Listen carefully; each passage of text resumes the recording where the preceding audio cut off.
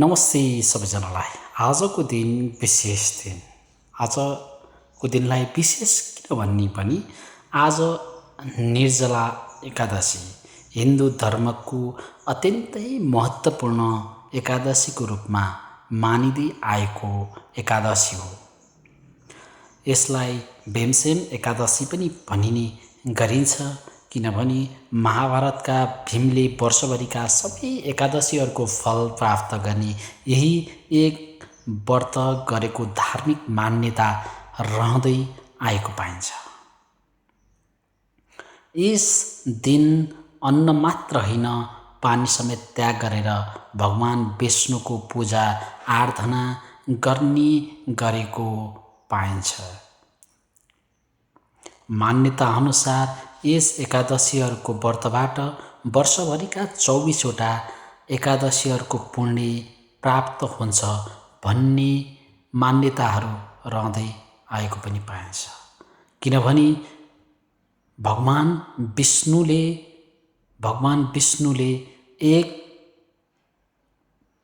कुनै एक एकादशी व्रत बस्न छुटेको छ भने यो निर्जला एकादशीमा व्रत बस्यो भने 24वटै एकादशीहरूको पुण्य यसै निर्जला एकादशीबाट नै प्राप्त हुन्छ भन्ने मान्यता रहँदै आएको पाइन्छ।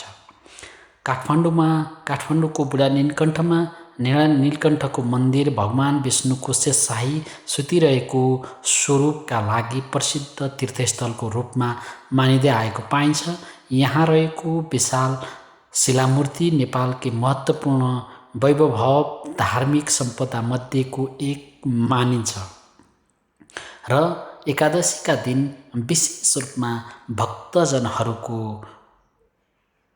घुइँचो लाग्ने गरेको पाइन्छ।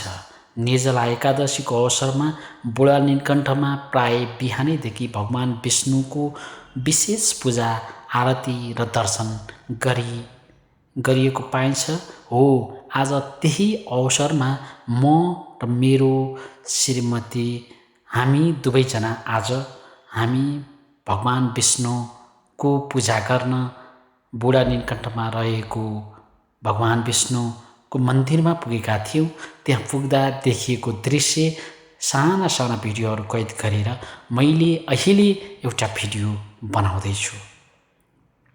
किनभने यो हिन्दू धर्मको विशेष धार्मिक महत्त्व बोकेको मन्दिर भएको कारणले गर्दा र विशेष महत्त्व दिइने मन्दिर भएको कारणले गर्दा आज यो भिडियोहरू बनाउँदै गइरहेको छु, जसमा तुलसी फुल, फलफुल र प्रसादहरू चढाइन्छ। विष्णु भगवानको गीता पाठहरू गरिन्छ। भक्तजनहरूले एकदमै आरती, पूजा र दर्शन गरेको सबैभन्दा बढी पाइएको छ। मन्दिरको परिषदमा भक्तजनहरूको उल्लेखनीय भिडभाड देखिन्छ। विशेष गरी वैभव भक्तहरूको लागि आजको दिन विशेष हुने गरेको पाइन्छ। बुढा नीलकण्ठसँग सम्बन्धित अर्को रोचक कुरा के छ भने हरिशयनी र हरिबोधनी एकादशी जस्ता विष्णु सम्बन्धी पर्वहरूको यहाँ ठुलो मेला लाग्ने परम्परा रहेको पाइन्छ, जसले यस मन्दिरको वैभव धार्मिक महत्त्व अझै विशेष बनाएको छ।